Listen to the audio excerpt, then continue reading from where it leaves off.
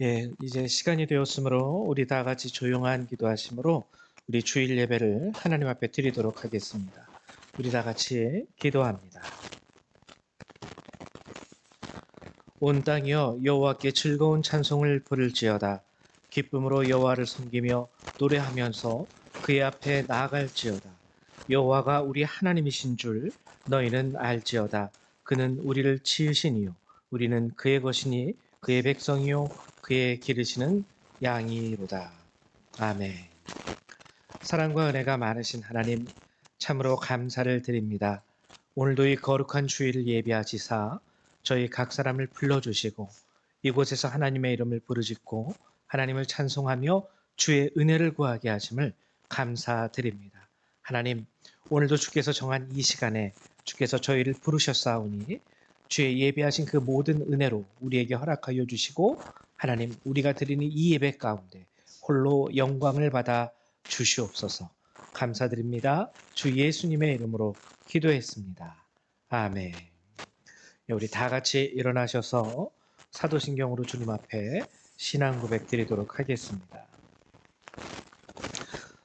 우리 다 같이 신앙 고백 드립니다. 나는 전능하신 아버지 하나님, 천지의 창조주를 믿습니다. 나는 그의 유일하신 아들, 우리 주 예수 그리스도를 믿습니다. 그는 성령으로 잉태되어 동정녀 마리아에게서 나시고 본디오 빌라도에게 고난을 받아 십자가에 못 박혀 죽으시고 장사된 지 사흘 만에 죽은 자 가운데서 다시 살아나셨으며 하늘에 오르시어 전능하신 아버지 하나님 우편에 앉아 계시다가 거기로부터 살아있는 자와 죽은 자를 심판하러 오십니다. 나는 성령을 믿으며 거룩한 공교회와 성도의 교제와 죄를 용서받는 것과 몸의 부활과 영생을 믿습니다. 아멘. 송영 3장 함께 찬양합니다.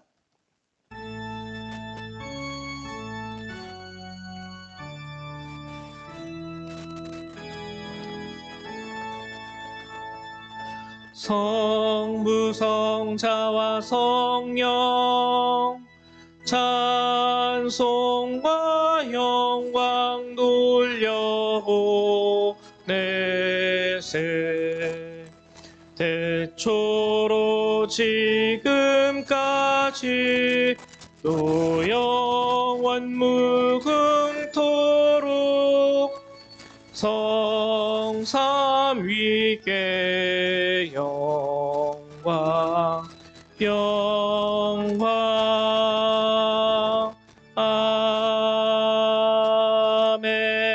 아멘. 찬송가 뒤에 있는 교동문 63번 함께 교독하도록 하겠습니다. 교동문 63번 시편 145편의 말씀입니다.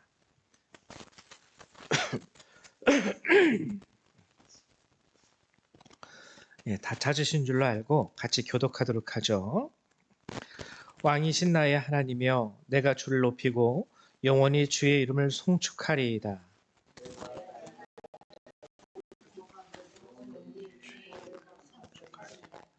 여호와는 위대하시니 크게 찬양할 것이라. 그의 위대하심을 측량하지 못하리로다.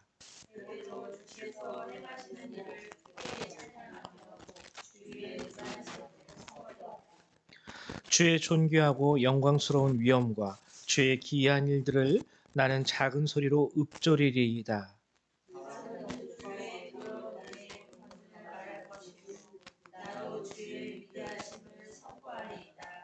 그들이 주의 크신 은혜를 기념하여 말하며 주의 의를 노래하리이다.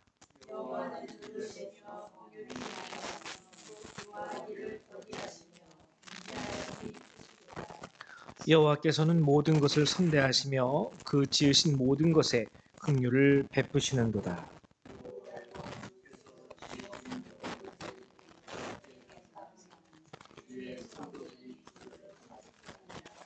아멘. 네, 자리에 앉아주시기 바랍니다. 우리 한 장 더 찬양하도록 하죠.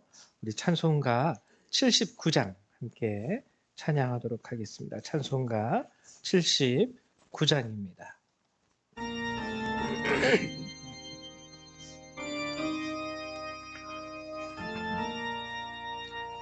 주 하나님 지으신 모든 세계 내 마음속에 그리어볼 때 하늘의 별 울려 퍼지는 외성 주님의 권능 우주에 찬네 주님의 높고 위대하심을 내 영혼이 찬양하네 주님의 높고 위대하심을 내 영혼이 찬양하네 숲속이나 험한 산 골짜기에서 지저귀는 저 새소리들과 고요하게 흐르는 시냇물은 주님의 솜씨 노래하도다 주님의 높고 위대하심을 내 영혼이 찬양하네 주님의 높고 위대하심을 내 영혼이 찬양하네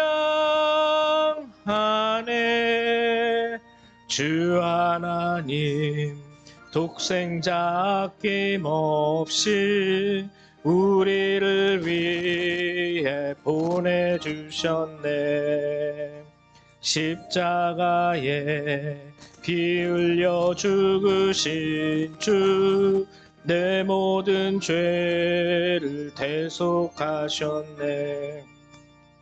주님의 높고 위대하심을 내 영혼이 찬양하네 주님의 높고 위대하심을 내 영혼이 찬양하네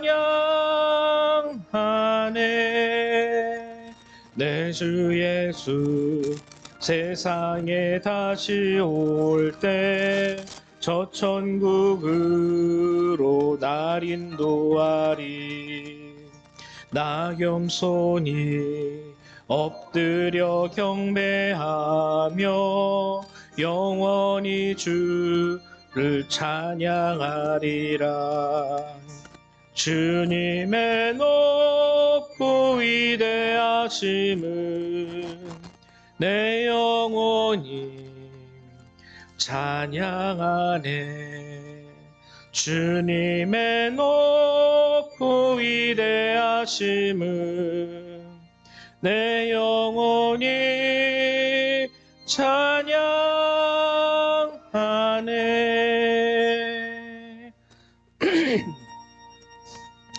아멘. 네, 이 시간에는 우리 떼리 집사님 나오셔서 우리 예배를 위해서 기도해 주시겠습니다.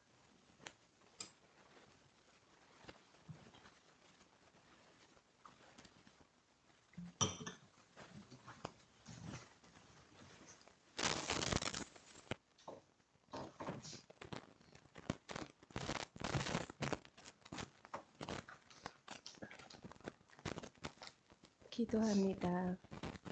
오 하나님, 아브라함의 하나님, 야곱의 하나님, 우르모투의 하나님, 영원하신 하나님, 우주 창조의 하나님이여, 우리가 아는 하나님은 죄의 구속자이신 예수 그리스도로 말미암아 우리가 아는 하나님이십니다.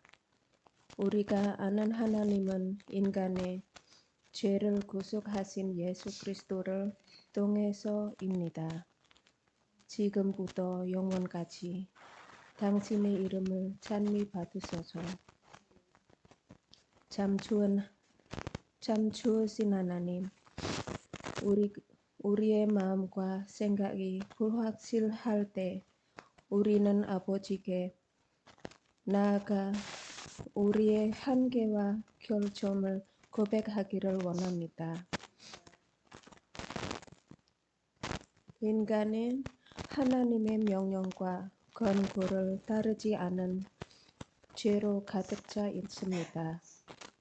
우리의 말과 행동을 모두 이웃을 실망시키고 상처를 줬습니다.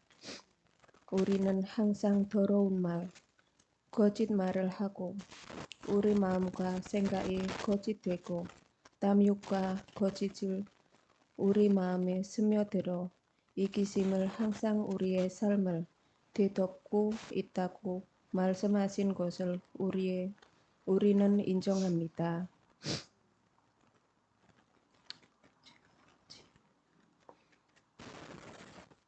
우리는 우리에게 속하지 않는 것을 가져갈 수도 있다는 것을 인정합니다.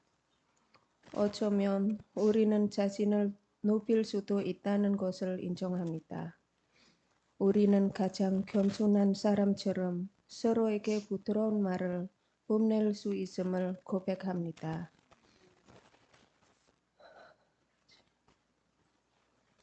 그러나 실제로는 마음으로부터 진심이 아닙니다.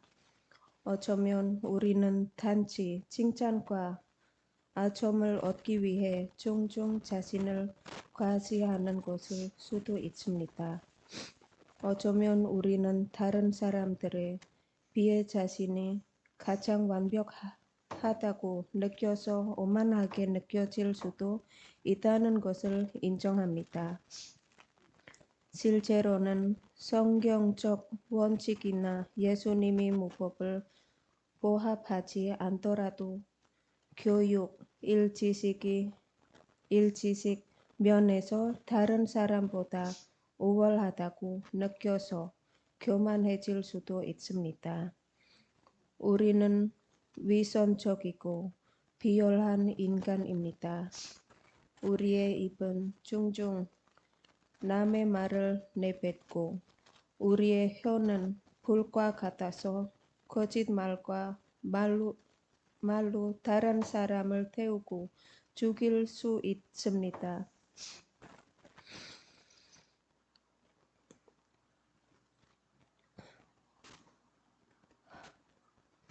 우리의 삶은 더럽고 오염으로 가득 차 있습니다.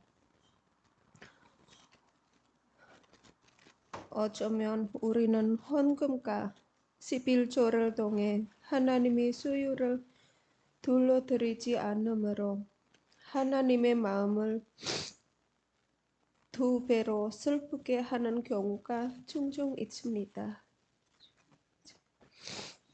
하나님께서 부어주시는 축복을 종종 우리의 노력과 강점으로 여깁니다. 오 하나님, 우리를 죄의 속박에서 구원시켜 주십시오. 빛과 어둠의 차이를 볼 수 있는 것을 우리의 눈이 아닙니다. 우리는 정말로 당신의 힘과 인도가 필요합니다. 우리를 인도해 주세요. 오늘 예배 시간에 그러한 구원의 역사를 허락해 주세요. 말씀을 전하시는 목사님에게도 영적 힘을 주셔서 말씀을 전하게 해주시고 듣는 저희도 영적인 변화와 삶의 변화가 있게 도와주세요. 모든 말씀 예수님의 이름으로 기도드렸습니다. 아멘. 네, 감사드립니다. 우리 오늘 함께 나눌 하나님의 말씀을 같이 찾아보도록 하죠. 오늘 함께 보실 주님의 말씀은 출애굽기 3장 1절에서 15절의 말씀입니다. 출애굽기 3장 1절에서 15절의 말씀입니다. 우리 구약성경 85페이지에 있습니다. 84페이지 또는 85페이지에 있습니다. 출애굽기 3장 1절에서 15절의 말씀. 우리 같이 한 절 한 절 교독하도록 하죠. 제가 먼저 교독합니다. 모세가 그의 장인 미디안 제사장 이드로의 양떼를 치더니 그 떼를 광야 서쪽으로 인도하여 하나님의 산 호렙에 이르매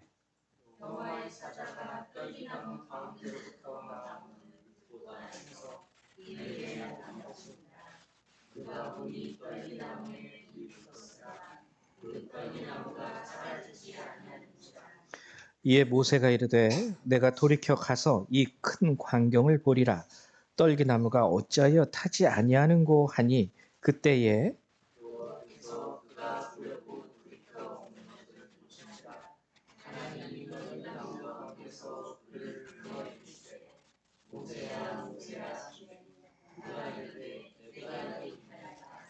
하나님이 이르시되 이리로 가까이 오지 말라. 내가 선 곳은 거룩한 땅이니 내 발에서 신을 벗으라.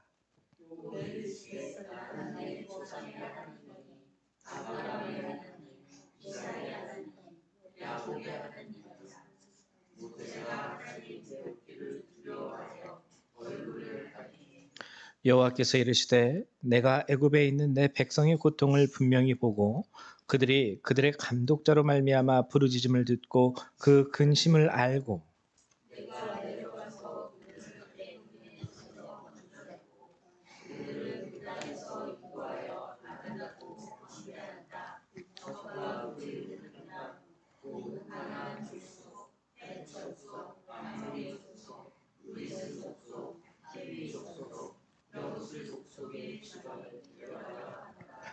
이제 가라. 이스라엘 자손의 부르짖음이 내게 달하고 애굽 사람이 그들을 괴롭히는 학대도 내가 보았으니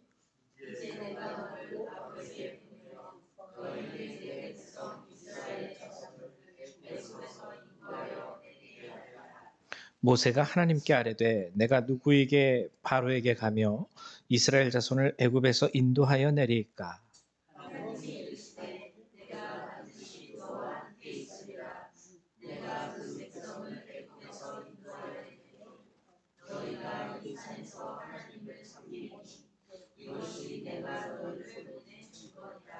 모세가 하나님께 아뢰되 내가 이스라엘 자손에게 가서 이르기를 너희의 조상의 하나님이 나를 너희에게 보내셨다 하면 그들이 내게 묻기를 그의 이름이 무엇이냐 하리니 내가 무엇이라고 그들에게 말하리이까?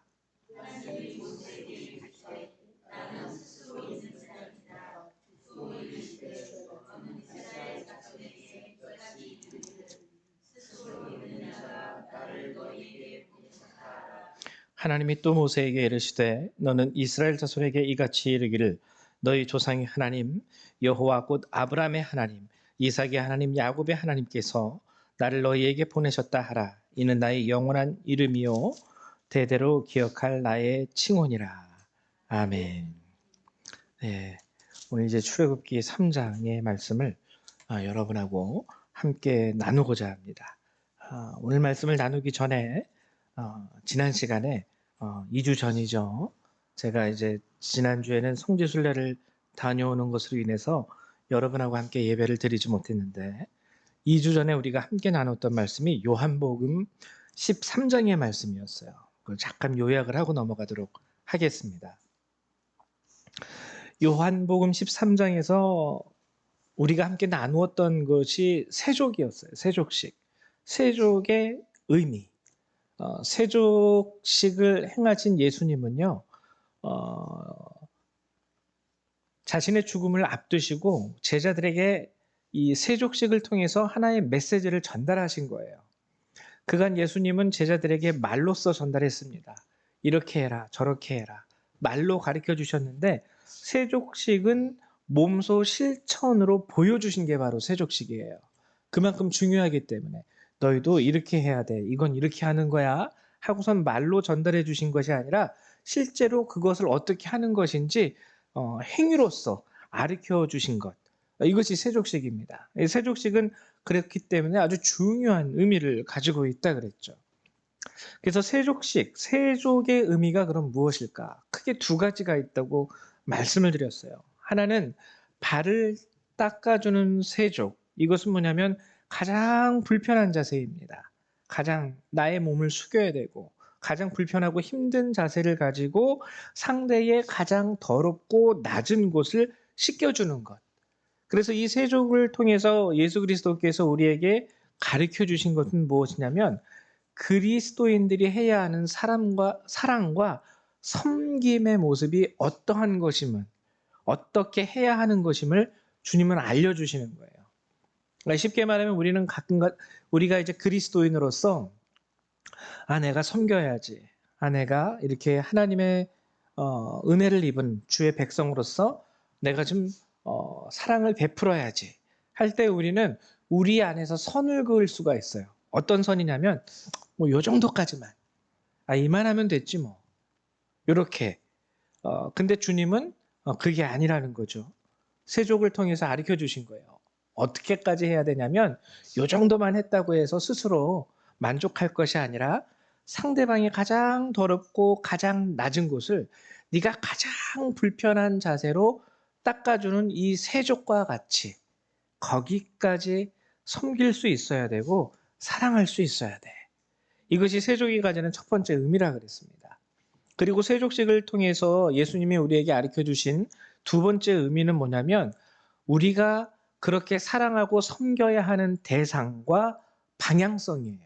주님은 세족을 실시하시면서 제자들에게 분명하게 한 가지 중요한 사실을 언급하셨는데 그것이 무엇이냐면 내가 주와 선생으로서 너희에게 세족을 베풀었다. 원래 세족이라는 것은 가장 불편하고 가장 더럽고 낮은 곳을 닦아줘야 하는 것이기 때문에 그 집안에서 가장 천하고 낮은 종이나 노예가 행했던 일입니다. 근데 주와 선생이 되어서 주님은 자기보다 낮은 자들에게 이 세족을 행하셨어요. 그래서 베드로가 그것을 하지 못하게 막으려고 했고 부인했던 것이죠. 그래서 예수님은 여기서 내가 주와 선생으로서 너에게 세족을 베풀었다. 이것은 무엇이냐면 방향성이에요. 너희가 사랑하고 섬기되 인간적으로 우리는 우리의 본성을 따라서 사랑하고 섬김을 할 때 우리와 친한 사람 아니면 우리보다 높은 사람 이런 사람들을 섬깁니다. 이런 사람들에게 그나마 우리의 사랑을 베풀어요.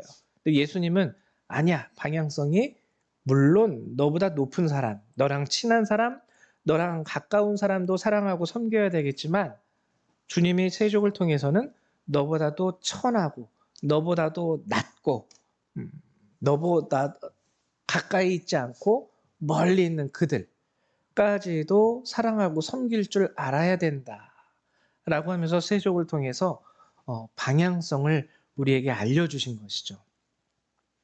이것이 세족이 가진 의미라고 했습니다. 그리고 더욱이 이 세족을 말씀하는 요한복음 13장은 1절에서 뭐라고 시작하냐면 하나님께서 예수님께서 자신의 죽음을 인지하시고 죽음을 앞두시고 사람들을 사랑하시되 끝까지 사랑하시니라.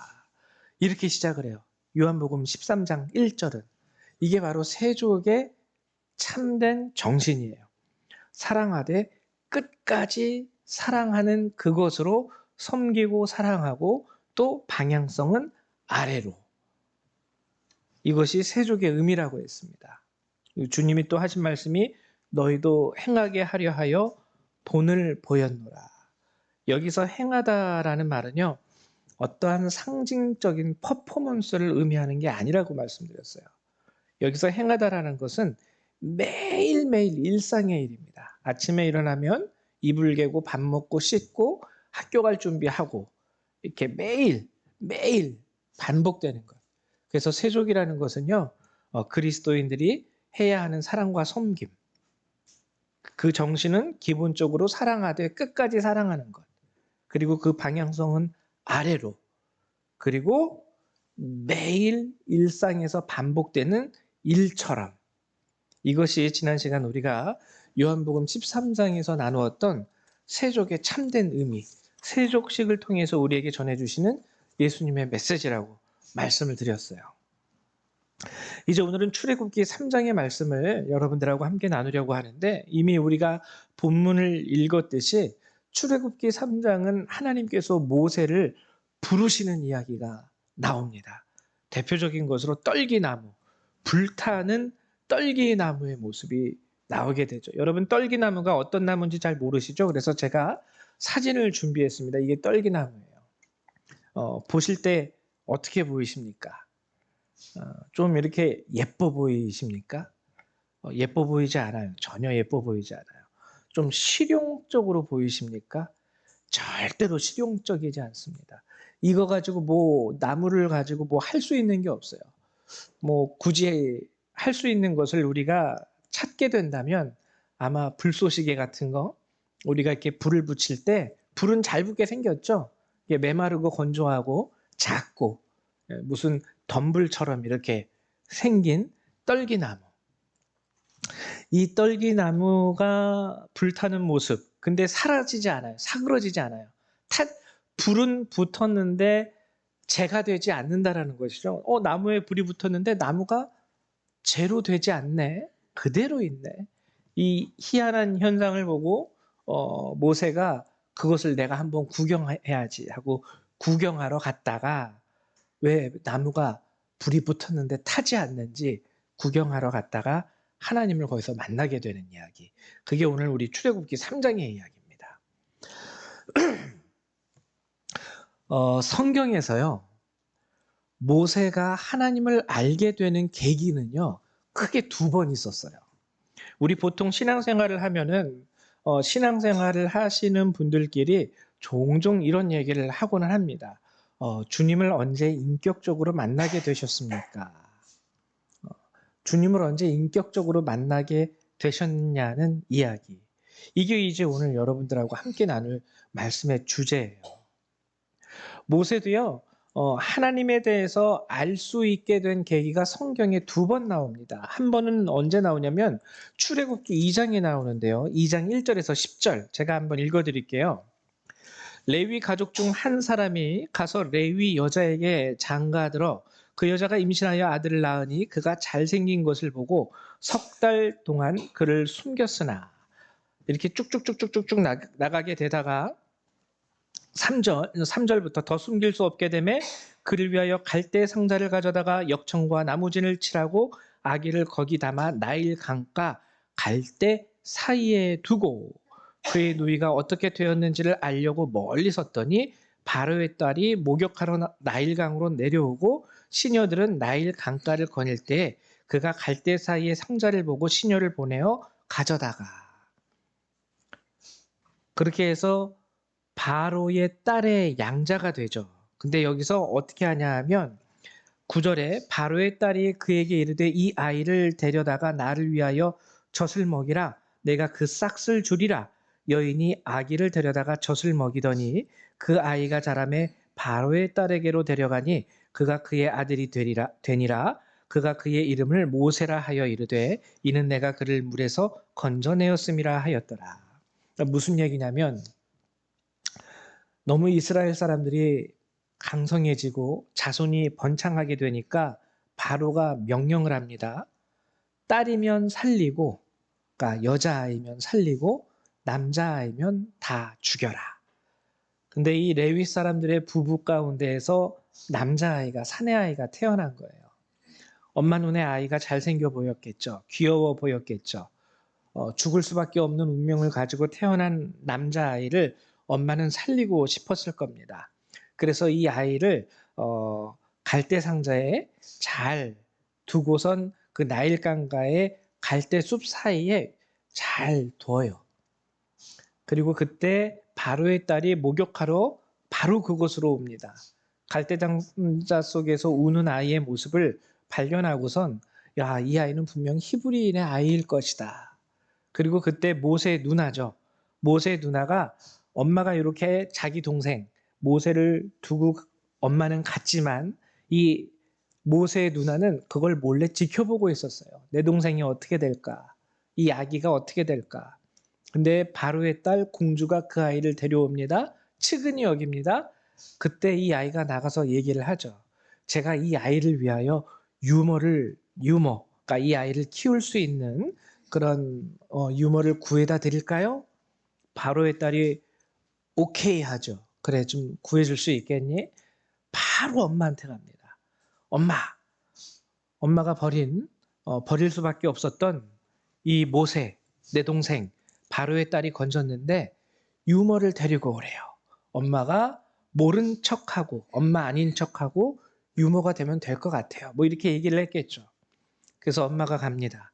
그랬더니 바로의 딸이 얘기하는 게 뭐냐면 집에 데려가서 키워라. 내가 양자로 삼을 건데 젖을 먹이고 일단 너네 집에 데리고 가서 키워. 그리고 내가 그 싹까지 월급까지 줄게. 이 아이를 키우는 것에 대한 월급까지 줄게.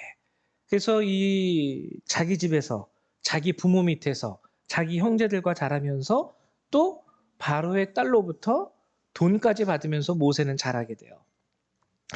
이때 모세는 첫 번째로 하나님을 알게 되는 계기를 얻게 됩니다. 바로 유대인이라면 누구나 지금도 다 그런데요.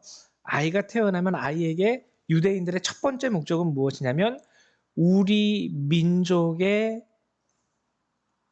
지존하신 하나님으로서 여호와를 알려줘요. 우리는 우리 조상 아브라함 때에 하나님으로부터 택함을 받은 하나님의 민족이고 그리고 하나님이 유일하신 우리의 여호와 전능자가 되신다. 우리는 하나님의 백성이고 하나님이 우리를 택하셨고 너는 애굽인이 아니라 히브리인 여호와의 백성 아브라함의 자손이야. 거기서 이제 아브라함에게 하셨던 그 모든 말씀들, 아브라함에게 허락하셨던 하나님의 모든 언약들을 모세는 가정에서 부모님을 통해서 배웠을 거예요. 아, 하나님이 우리 민족에게 이런 언약을 주셨구나. 아브라함, 이삭, 야곱을 통해서 이리이리 우리 민족을 이끌어 주셨고 인도해 주셨구나. 그런 것들을 부모님으로부터 들었을 거예요. 나는 하나님의 백성, 나는 히브리 백성. 근데 이렇게 하나님을 알게 되었고 이제 모세는 자라게 됩니다. 모세가 성장을 했을 때는 이제 바로의 궁에 들어가게 돼요.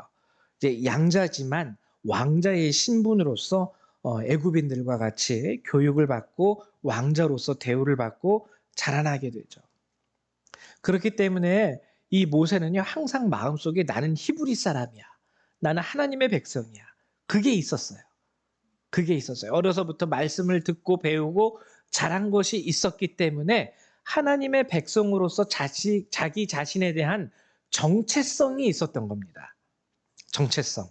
나는 하나님의 백성이야. 근데 결과가 좀 좋지 않아요. 출애굽기 2장 11절에서 15절의 말씀을 여러분들이 읽어보면 히브리인으로서 하나님의 백성으로서의 정체성은 자리 잡고 있었지만 그것 때문에 히브리인을 핍박하는 관리자, 애굽인 관리자를 쳐 죽이게 됩니다. 아마 몰래 유인해서 대낮에 사람들이 있는 곳에서 때려 죽인 게 아니라 막 자기 백성 히브리인을 막 핍박하는 그 애굽인 관리를 보고 찍어뒀겠죠. 저 인간 저거 내가 가만히 안 놔두겠어. 이러면서 이제 또 왕자 신분이기도 하니까 뭐 아무도 사람이 없는 그리고 아무도 보지 않는 곳으로 유인했든지 하여튼 그곳에서 만나서 그 핍박했던 애굽인을 죽여버립니다. 그리고 이제 어느 날 가다가 히브리인끼리 싸우는 걸 보게 돼요. 그래서 너희는 왜 형제끼리 싸우느냐 했을 때 이 히브리인이 얘기를 하죠. 당신이 우리의 대통령이라도 됩니까? 애굽인을 쳐 죽였듯이 당신이 우리도 쳐 죽이겠습니까? 아무도 모르는 줄 알았는데 이 사람들이 알고 있어요. 큰일 났다. 발각이 되었구나. 이 사람들조차 알고 있으니 금방 소문이 나겠구나. 그래서 결국은 뭐예요? 쫓겨납니다. 쫓겨난다기보다 스스로 도망을 치게 되죠. 광야로 떠나게 됩니다. 이것이 모세가 40세 때, 40살 되던 때 일어난 일이었어요. 이게 모세가 하나님을 알게 된 첫 번째 계기입니다. 부모로부터 하나님을 알게 된 거예요. 말씀을 들음으로 하나님을 알게 됐어요. 물론 좋아요. 자신이 하나님의 백성이고 나는 신앙인이고 나는 기독교인이고 나는 그리스도인이라는 것에 대한 정체성을 부모로부터 듣고 배워서 세워지게 되었습니다. 근데 이것만으로는 부족했죠. 결국 40세 되던 그때에 애굽에서 도망쳐 나와요. 그리고 두 번째 모세가 하나님을 알게 된 계기가 바로 오늘의 말씀이에요. 떨기나무 가운데에서. 떨기나무 가운데에서. 여러분들이 이 그림을 보면 알 수 있듯이 떨기나무는요, 뭐 대단한 나무가 아니에요. 화려하고 웅장하고 크고 멋있는 나무가 아닙니다. 이번에 성지순례 가서 이제 제가 터키와 그리고 그리스와 그 로마를 방문했는데요. 참 나무들이 가지각색인데 멋있는 나무도 있더라고요. 이렇게 산을 이렇게 보면은 정말 멋있는 나무가 있어요. 그러면은 거기에 눈을 뺏깁니다. 저도. 와, 이 나무 참 멋있다. 길가에 있는 아주 잡다한 잡초 같은 이런 조그만 나무들에는 눈길이 잘 안 가요. 근데 저기 멀리 서 있는 웅장한 나무. 와, 이 나무는 한아름도 넘네. 되게 크네. 그 나무에는 막 눈이 꽂혀요. 와, 이건 몇백 년이나 됐을까. 근데 떨기나무는요, 지금 여러분들이 보시는 것처럼 별로 그렇게 볼품 있는 나무가 아닙니다. 여기서 이제 우리가 생각해 봐야 하는 것이 있어요. 왜 하나님은 떨기나무 가운데에서 모세를 굳이 만나셨을까? 왜? 쉽게 말하면은 500년 된 나무도 있을 거고, 아니면 500년이 되지 않아도 정말 등치가 으리으리한 나무, 가지가 울창하게 뻗어 있는 나무, 잎이 하늘에 닿을 정도로 키 큰 나무도 있을 거고, 여러 아름다운 나무들과 아니면은 그와 비슷한, 물론 광야에서 무슨 커다란 나무를 우리가 상상할 수 있겠냐마는, 왜 굳이 하나님은 떨기나무 가운데에서 모세를 만나셨을까? 이게 이제 여러분 우리가 알아야 되는 아주 중요한 부분입니다. 제가 그리스에 가니까 요게 이제 이 두 번째 사진, 이게 이제 파르테논 신전이라고요. 아테네 여신의 신전이에요. 현존하는 신전 중에서 가장 웅장하고 크고 멋있는 신전입니다. 이 신전이 어디에 있냐면 산에 있어요. 제가 이제 소아시아 일곱 교회와 그리고 사도 바울이 전도 여행을 했던 그 코스를 따라서 이제 성지순례를 했는데요. 정말 힘들었던 것 중에 하나가 뭐냐면 여기가 다 산이에요. 산, 등산 코스입니다. 저것도 굉장히 좀 그 도시에서 가장 높은 산에 위치했어요. 아, 왜 근데 사람들이 여기에 가장 많이 모이니까 사도 바울도 여기까지 온 거겠죠. 그래서 그 순례길을 따라가다 보니까 다 거의 등산 코스예요. 그 높은 곳에 신전을 짓고, 왜냐하면 사람들이 생각하기에 신이 있을 만한 곳은요, 어디냐면, 신이 있을 만한 곳은 어디냐면, 높은 곳, 화려한 곳, 웅장한 곳. 근데 오늘 실제적으로 성경 본문을 통해서 하나님께서 모세를 만난 곳은 어디냐면, 물론 호렙산이 있었던 곳입니다. 하나님의 산 호렙이 있는 곳이긴 했지만, 떨기나무, 모세가 양떼를 치면서 지나갈 때 그 평지 가운데서 바라보기에 눈에 띌 수 있는 높은 곳이 아닌 낮은 곳, 그것도 떨기나무 가운데에서 하나님이 모세를 만나 주셨어요. 이것을 현대적으로 제가 각색해서 말씀을 드릴게요. 현대적으로 오늘 모세가 하나님을 만나는 이야기는 이렇게 현대적으로 각색하면 여러분들이 더 쉽게 이해할 수 있습니다. 뭐냐면은 어떤 한 아이가 있었어요. 쉽게 말하면 금수저예요. 태어났을 때 부모님이 정말 부모님의 후광, 그리고 아버지가 하는 사업이 너무나도 크고 놀랍고 뭐 돈도 잘 벌고, 그래서 그런 가정에서 태어난 금수저의 아이가 조금씩 성장을 하다가 어느 날 아버지 사업이 쫄딱 망해버립니다. 집도 다 압류가 돼서 순간 길바닥에 나앉게 되는 그런 신세로 전락을 하게 돼버리죠. 그리고 이 아이가 성장해서 이제 성인이 되었을 때에는 이제 성인이기 때문에 자기 나름대로 밥벌이를 해야 돼요.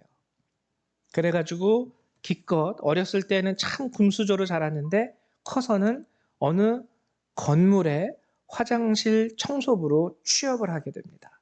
화장실 청소부로 취업을 하게 돼요. 쓰레기통을 비우고, 변기를 닦는데 어느 날 하나님께서 변기 속에서 말씀하시는 거예요. 아무개야, 아무개야. 이게 바로 오늘 모세를 만나는 하나님의 모습이에요. 그 변기 똥통 속에서 하나님의 음성이 들렸다는 거예요. 양떼를 치고 가는 모세의 모습. 여러분, 이 당시에 모세는 80세거든요. 80세? 여러분, 그런 얘기 아시죠? 40이면, 나이 40이 되면 우리가 부록이라 그럽니다. 부록. 유혹을 받지 않는다는 거예요. 40이 되면. 그리고 50이 되면 뭐라고 부르냐면 지천명이라고 부릅니다. 지천명이라는 것은 뭐냐면 그것이 지금 내가 살고 있는 이 인생이 그냥 하늘이 내게 허락하신 인생이야. 그래서 50이 되면은요, 별로 새롭게 하고 싶은 것도 없고, 할 수 있는 것이 없다는 것을 깨닫게 되고, 아유, 내 나이 50인데 내가 여기서 또 뭘 더 할 수 있겠어. 그냥 이렇게 사는 거지. 그게 지천명이에요. 네, 그게. 다른 게 아니라. 그래서 그냥 내 인생은 이런 거야. 이렇게 그냥 쭉 가는 거야. 더 이상 뭐를 꾀하지도 않고요. 변화를 뭐 원하지도 않고. 50이 되면 지천명. 근데 모세는 80이었어요. 모세는 왕자였습니다. 히브리 사람이었지만 왕실에서 자랐어요. 왕실에서 자라면서 히브리인이었음에도 불구하고 왕자였기 때문에 많은 사람들로부터 인사도 받았을 거예요. 애굽의 고관 대작들도 뭐 마음에 있든지 없든지 내키든지 내키지 않든지 그래도 바로의 딸의 아들이기 때문에 허리를 숙였었을 겁니다. 그렇게 귀하게 자랐던 모세가 쫓겨나요. 40세에 쫓겨나고 그리고 40세에 쫓겨나고 또 40년이 지나서 80이 되었을 때는요. 여러분 모세의 마음을 한번 읽어보세요. 모세가 아직도 내 민족을 내가 구원해야 돼. 뭐 이런 마음을 갖고 있었을까요? 광야에 와서 이드로의 사위가 되어서 십보라와 함께 가정을 이루고 아이까지 낳고 사랑하면서 모세는 그냥 정말 인간적으로 어떻게 생각했냐면 에휴, 이제 내가 뭘 할 수 있겠어. 나는 더 이상 왕자도 아니고 나는 더 이상 젊지도 않고 그리고 나는 더 이상 가진 것도 없고 할 수 있는 것도 없어. 그냥 이렇게 들판에서 양떼 치다가 그냥 때가 되면 가는 거지 뭐. 하면서 어떻게 보면 인생을 해탈한 것처럼 초월한 것처럼 편안하게 이게 내 인생이지 뭐. 내가 뭐 하면 뭘 할 수 있겠고 내가 뭐 얻으려면 뭘 또 얻을 수 있겠고 이제는 뭐 나이도 다 먹었고 지극히 노인이 되어가고 젊었을 때 힘도 없고 능력도 없고 그런데 뭐 내가 뭘 할 수 있겠어. 그 상황 가운데 그냥 이 막대기 하나 짚고 양이나 치다가 살면서 그냥 그렇게 끝나는 거지. 그때 하나님이 만나 주신 거예요. 떨기나무 가운데에서. 화려하고 웅장한 나무도 아니고 아주 뭔가 이렇게 표식이 될 만한 거룩한 뭐 어떤 그런 장소도 아니고 그냥 들판에 아주 작은 앙상한 가지와 같은 나무 거기서 목동들이나 흔하게 볼 수 있는 그 흔해 빠진 나무, 떨기나무 거기서 하나님이 모세를 만나 주신 거예요. 여러분 우리는요 이것을 깊이 생각해 볼 수 있어야 됩니다. 하나님이 모세를 떨기나무 가운데서 만나 주셨다라는 것. 이거는요 우리 하나님 임재의 장소에 대해서 우리가 새롭게 생각을 하게 됩니다. 우리는 하나님을 만나려면은요 꼭 어디를 가야 된다라고 생각할 수가 있어요. 하나님을 만나는 거. 안 그렇다라는 거예요. 여러분들이 아주 평범하게 여러분들이 살고 있는 그곳에서 하나님은 여러분들을 찾으시고 부르시고 만나세요. 여러분들이 설거지할 때 그 더러운 음식물이 섞여 있는 설거지한 그 물 가운데서도 여러분들이 걸레를 빨고 있을 때 그 꾸정물이 나오는 그 걸레를 쫙 짜고 있을 때 그 꾸정물이 나오는 그 걸레 가운데에서도 하나님은 여러분들의 이름을 부르실 수 있다라는 겁니다. 이것이 떨기나무가 가지고 있는 상징성이에요. 그리고 떨기나무가 또 가지고 있는 상징성은 뭐냐면 그 사람 모세입니다. 아무것도 할 수 없는 사람. 이제 나약해졌고 이제 연약해졌고 이제 힘도 다 빠졌고 이제 가진 것도 없는 그 사람 모세를 하나님은 만나셨다라는 거예요. 우리도 어떻게 보면은요 자포자기할 수 있어요. 하나님은 알아요. 매일 주일마다 예배를 통해서 하나님의 말씀을 들으면서 내가 어떠한 인생을 살고 있으면지 상관없이 나는 하나님의 백성이야 라는 것에 대한 정체성은 확실하게 가지고 있지만 내 삶에 대해서는 좀 부정적일 수 있습니다. 아이, 뭘 더 바래. 그냥 이제는 이렇게 사는 거지 뭐. 여기서 내가 되면 뭐가 잘 되고 할 수 있으면 뭘 더 할 수 있겠어. 그냥 여기까지 쭉 내려왔는데 그냥 이젠 욕심 없이 이렇게 하루 먹고 하루 살고 하루 일하고 하루 먹고 그냥 이런 인생 살다가 그냥 그렇게만 가면 좋겠다. 하나님 그냥 뭐 이렇게 살아도 좋으니까 그냥 더 이상 나쁘지만 않게 좀 도와주세요. 이러면서 살아갈 수 있다라는 거예요. 근데 하나님은 거기서 무엇을 선포하셨습니까? 능력을 선포하셨어요. 나는 스스로 있는 자다. 내가 너를 택했다. 내가 너를 보낼 것이다. 내가 너의 입술에 말을 넣어줄 것이고 내가 너에게 주는 이 지팡이는 능력의 지팡이가 될 것이야. 하나님이 거기서 모세, 나약한 모세, 모든 것을 잃었다라고 생각한 모세, 아무것도 할 수 없다라고 스스로 생각하고 있는 그 사람에게 하나님은 능력을 선포하십니다. 그리고 떨기나무가 있는 그곳에서 하나님은 거룩을 선포하셨어요. 여러분 솔직히 변기통을 생각할 때 거룩이 생각나십니까? 여러분들이 바닥을 닦고 꾸정물을 짜내는 그 걸레 가운데에서 거룩함을 느끼실 수 있겠어요? 근데 하나님은 거기서 거룩을 선포해요. 모세도 몰랐어요. 떨기나무에 불이 붙었을 때 거기서 모세는 거룩함을 느끼지 못했습니다. 그래서 구경하러 가야지. 만약에 거룩함을 느꼈다면 모세는 거기에 가까이 가지 않았을 거예요. 거룩함을 느꼈다면. 뭔가 거룩하고 뭔가 내가 범접할 수 없는 장소 같고 그런 현상 같았으면은 모세는 두려워 떨면서 가까이 가지 못했을 거예요. 근데 전혀 그렇지 않았다라는 것은 뭐냐면 이 걸레에서 꾸정물이 뚝뚝 떨어지는 이 걸레에서 무슨 거룩함이 느껴져. 이 떨기나무 가운데에서도요 거룩함이 느껴지지 않은 거예요. 그래서 신발 신고 성큼성큼 가는 와중에 주님이 내 발에 신을 벗어라. 가까이 오지 말아라. 이곳은 거룩한 곳이다. 주님은 우리를 이렇게 만나주세요.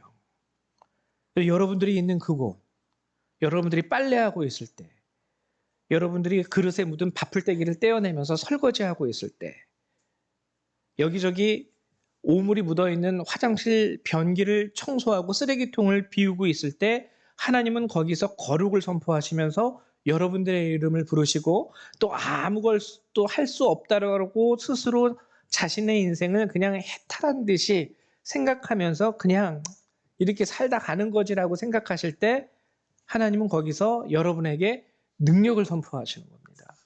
이게 오늘 떨기나무 가운데서 모세를 만나시는 하나님의 메시지, 그 능력이 담겨있는 말씀의 핵심이라는 것이죠. 중요한 것은 여러분들이 이 두 번째 경험을 할 수 있어야 돼요. 두 번째 경험. 첫 번째 경험, 부모로부터 들은 말씀 가운데에서 정체성을 확립하는 것. 그러나 이것만으로는 부족합니다. 그래서 모세도 실패했어요. 열망은 있었겠죠. 자기 백성을 사랑하는 것에 대한. 근데 두 번째 모세가 아무것도 할 수 없다고 그리고 내 인생은 끝이라고 더 이상 내가 할 수 있는 게 없다라고 생각한 그 순간에 모세가 하나님을 만났을 때 그는 드디어 민족의 지도자가 되어서 놀라운 10가지 재앙을 몸소 하나님의 도구로 사용됨으로 출애굽을 일으키게 되는 민족의 리더가 될 수 있었죠. 제가 오늘 여러분들에게 드리고 싶은 말씀은 이겁니다. 하나님의 생각은요, 우리보다 깊고 높고 넓어요. 우리는 우리 스스로를 볼 때 우리가 가진 것과 우리가 아는 것과 우리가 할 수 있는 것으로 우리 자신을 판단할 수 있습니다. 내 나이가 이제 80인데 뭘 더 바래? 내가 아는 게 없는데 이제는 할 수 있는 것도 없고 몸에 힘도 다 떨어졌어. 근데 주님은요, 말씀하시는 거예요. 아니야.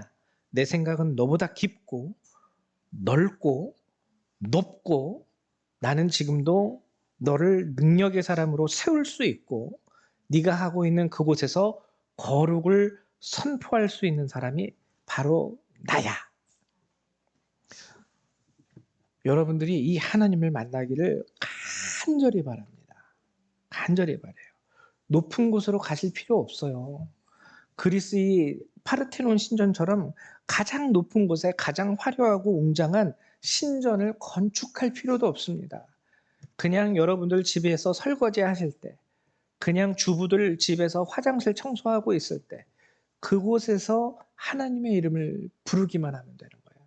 하나님이 우리에게 뭐라고 말씀하셨냐면, 나를 간절히 찾는 자가 나를 만나겠다라고 말씀하셨어요. 하나님은요, 오늘도 우리를 찾고 계시는 분이에요. 하나님은 오늘도 우리를 만나기 원하십니다. 장소 상관없어요. 장소 상관없어요. 어디서 만나든지 상관없습니다. 다만 여러분들이 마음속에 하나님, 떨기나무 가운데서도 주님은 모세를 만나 주셨지 않습니까? 오늘 내가 설거지하고 있는 이곳에서 나를 만나 주시고요. 내가 청소하고 있는 이 화장실에서 나를 만나 주시고요.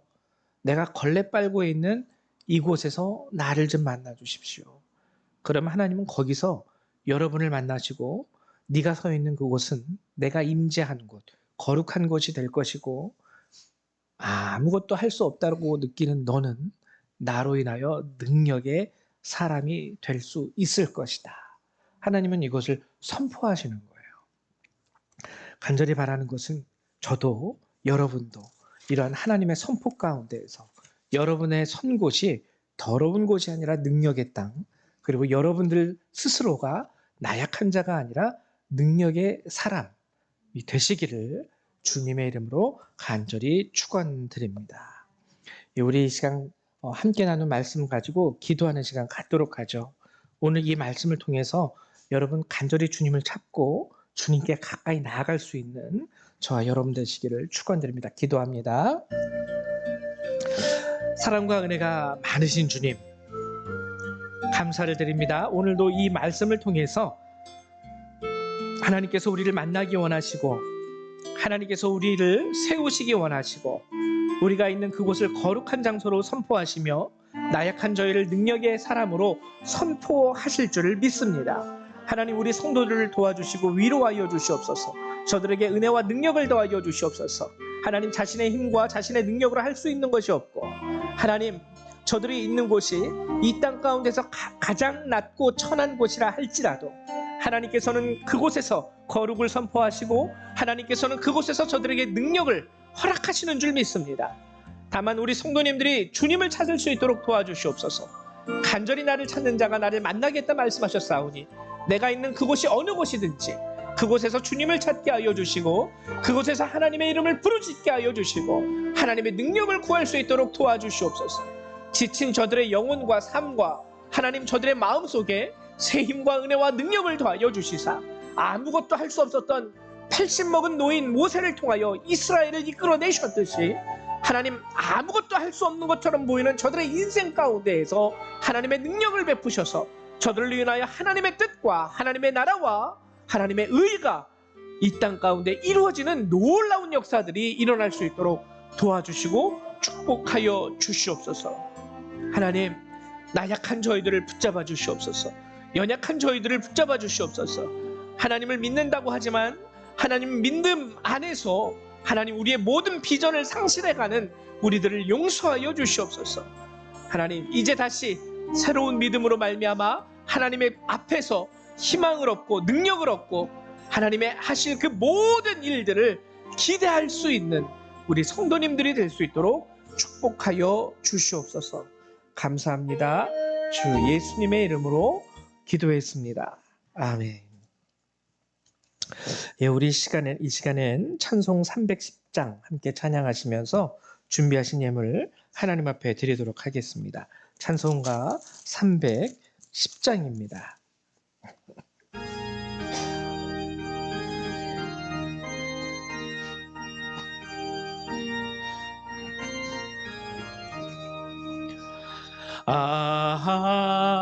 하나님의 은혜로 있을 데 없는 자 구속하여 주는지 난 알 수 없도다.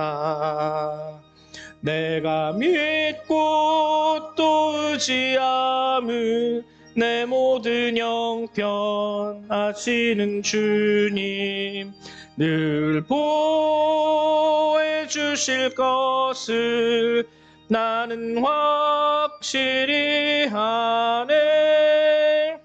왜 내게 굳센 믿음과 또 복음 주셔서 내 마음이 항상 편한지 난 알 수 없도다. 내가 믿고 또 의지함은 내 모든 형편 아시는 주님 늘 보호해 주실 것을 나는 확실히 하네. 왜 내게 성령 주셔서 내 마음 감동해 주 예수 믿게 하는지 난 알 수 없도다.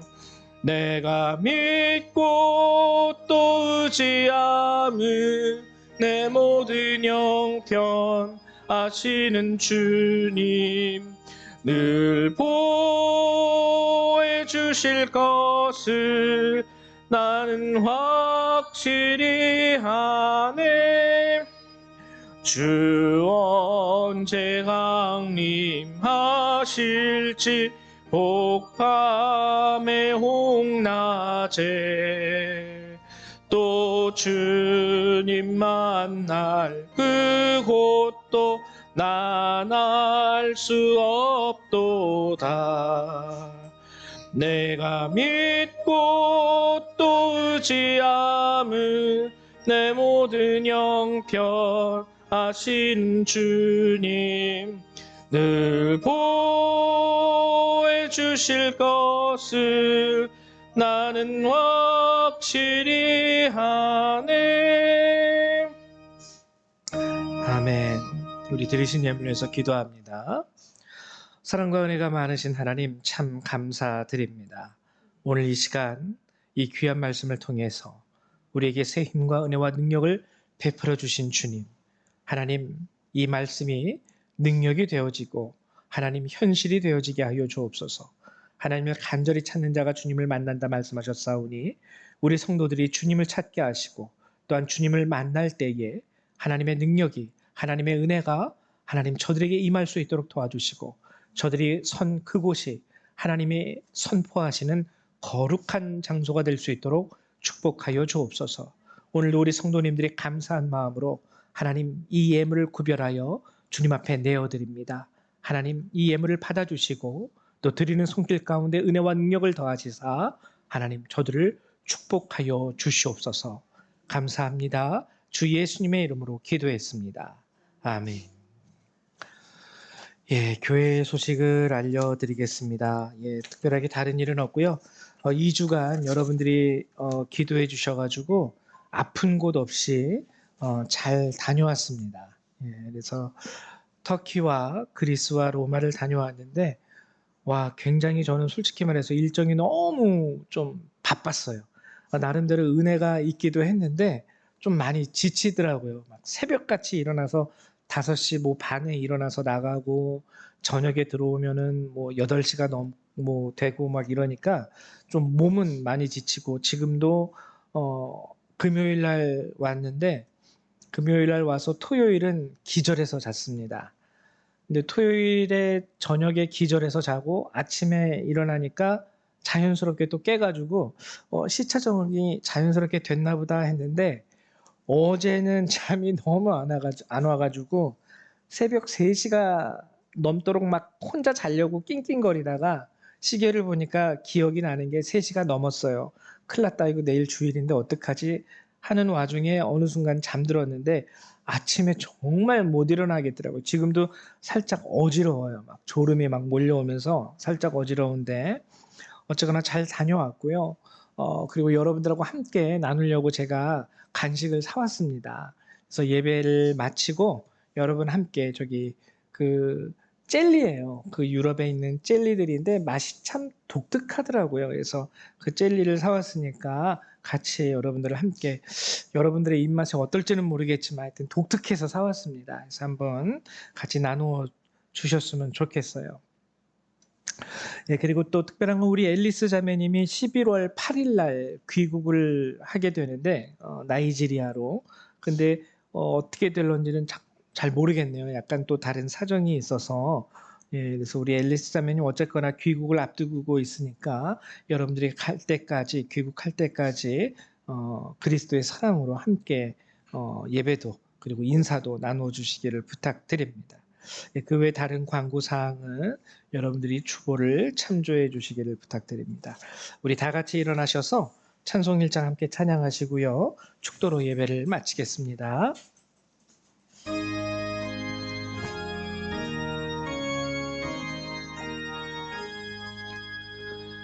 만복의 근원 하나님 온 백성 찬송 드리고 저 천사여 찬송하세 찬송 성부 성자 성령 아멘. 사랑과 은혜가 많으신 하나님, 저희는 나약합니다. 우리는 연약합니다. 우리의 가진 것과 우리 아는 것과 우리가 할 수 있는 것이 없다는 것을 주님 앞에 고백드립니다. 그러나 우리가 주님을 알고 주님을 믿고 하나님의 뜻과 하나님의 생각은 우리보다 깊고 넓고 크다는 것을 압니다. 하나님, 우리가 간절히 주를 찾고 만나기 원하오니 저희를 만나시사 주의 능력으로 우리 각 사람에게 옷 입혀 주시고 우리가 선 그곳에서 거룩을 선포하여 주시옵소서. 이제 이 예배를 마치고 돌아가는 모든 그리스도의 백성들, 그들의 삶과 머리 위에 하나님의 은혜와 예수 그리스도의 사랑과 성령의 능력이 늘 항상 함께하여 주시기를 성부 성자 성령 하나님의 이름으로 간절히 축원하옵나이다. 아멘. 할렐루야, 감사합니다. 예배를 마치도록 하겠습니다.